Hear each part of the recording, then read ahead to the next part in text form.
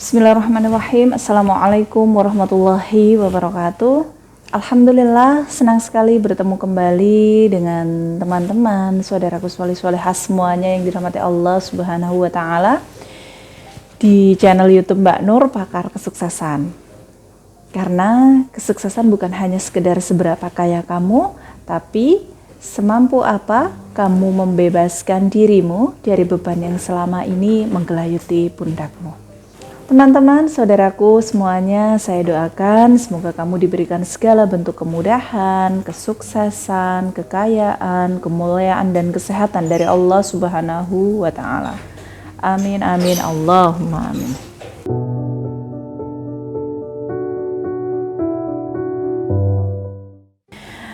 Teman-teman yang saya sayangi, hidup memang tidak selalu kita berada di atas. Kadangkala kita merasa begitu senang karena memiliki tabungan yang cukup, memiliki dana darurat, memiliki rekening investasi, dan masih diberikan kesehatan sehingga hati terasa tenang dan bisa membahagiakan keluarga, membantu sesama, dan lain sebagainya, perbuatan baik itu. Akan tetapi di sisi lain, kadangkala kita juga merasa kesulitan atau kesusahan karena sesungguhnya keduanya merupakan cobaan bagi kita sebagai umat manusia. Dalam kondisi sulit, di antara kita tentu saja pernah meminjam uang kepada orang lain yang kita sebut sebagai amanah. Ya, amanah atau hutang.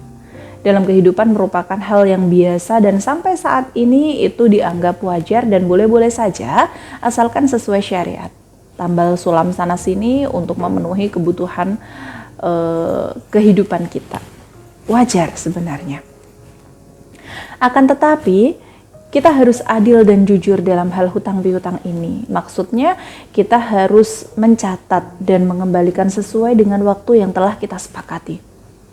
Jika memang belum membayar, sebaiknya dikomunikasikan dengan baik, bukan menunda-nunda tanpa kejelasan. Hal inilah yang kita sebut dengan menahan hak orang lain. Hutang merupakan hal yang harus dilunasi.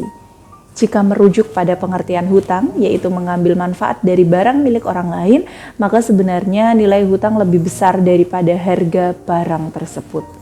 Misalnya, ketika kita hutang 1 juta, kemudian kita membelanjakan uang atas pinjaman kita 1 juta tersebut untuk kebutuhan, berbagai macam kebutuhan kita.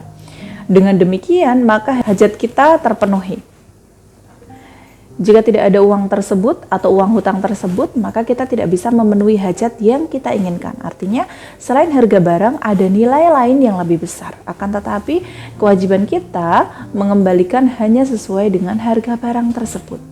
Mengenai nilai yang lebih besar, kita bayar dengan menjaga hubungan baik, saling membantu, dan tetap menghormatinya gitu.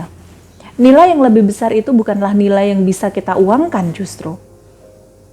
Bahkan itu dianggap lebih besar nilainya daripada harga uang yang kita pinjam itu sendiri.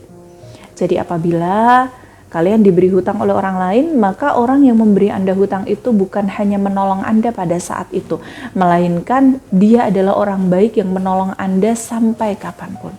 Misalnya nih, Anda hutang dan uang yang diberikan Anda sebagai piutang tersebut, atau uang yang diberikan ke Anda sebagai hutang Anda gunakan untuk modal usaha, maka Anda tidak akan bisa menutup fakta bahwa dia menolong Anda sampai kapanpun. Dan hutang itu bukan hanya soal uang, karena hutang uang itu meliputi banyak hal seperti budi, kebaikan, dan bahkan keselamatan kamu. Jika ketika kamu meminjam uang ke orang lain, ingatlah selalu bahwa bukan hanya uang yang kamu pinjamkan, melainkan kamu jadi memiliki hutang budi, hutang kebaikan, bahkan hutang keselamatan. Dan modal si pemberi hutang juga bukan hanya uang, tapi juga meminjamkan kepercayaan. Untuk itu saya selalu katakan ke teman-teman semuanya, jika memang kamu berhutang, usahakan lunasi sebelum jatuh tempo yang ditentukan atau yang telah kalian sepakati bersama. Maksimal pada hari atau tanggal jatuh temponya. Karena menunda membayar hutang dengan sengaja atau tidak memprioritaskan membayar hutang dengan sengaja, dengan alasan apapun bisa membuat rezeki kamu tersumbat, makin sempit dan menyulitkan kamu, serta kamu akan kehilangan kepercayaan dari orang lain. Justru ini yang bahaya, karena kehilangan kepercayaan dari orang lain sama artinya kamu menutup pintu rezekimu sendiri, tidak ditutup oleh orang lain. Jadi teman-teman, ayo mulai sekarang yang masih punya amanah, yang masih punya hutang, prioritaskan melunasi hutang sebelum jatuh tempo.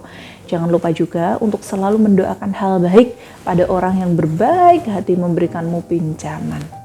Minimal hadiahkan Al-Fatihah untuk dia dan keluarganya ya. Dan apabila nih teman-teman ingin konsultasi terkait bagaimana caranya agar terbebas dari hutang dan dimudahkan untuk melunasi amanah-amanah kita yang masih ada sangkutannya dengan orang lain, silakan konsultasi ke saya, insya Allah ada solusinya. Dan selalu ingat bahwa saya hanya menerima konsultasi khusus bagi kamu yang memiliki pekerjaan.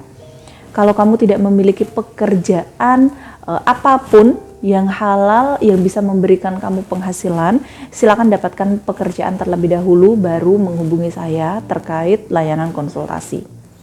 Karena apa? Karena saya tidak ingin melayani konsultasi pada orang-orang yang pemalas. Pekerjaan di sini banyak kok. Kalau misalnya alasan kamu saya tidak bekerja karena bukan karena saya pemalas Mbak, tapi karena saya cacat dan lain sebagainya. Itu mungkin masih bisa ditolerir, tapi kalau kamu sehat tapi kamu tidak ada kerjaan atau tidak mau kerja, itu artinya kamu pemalas.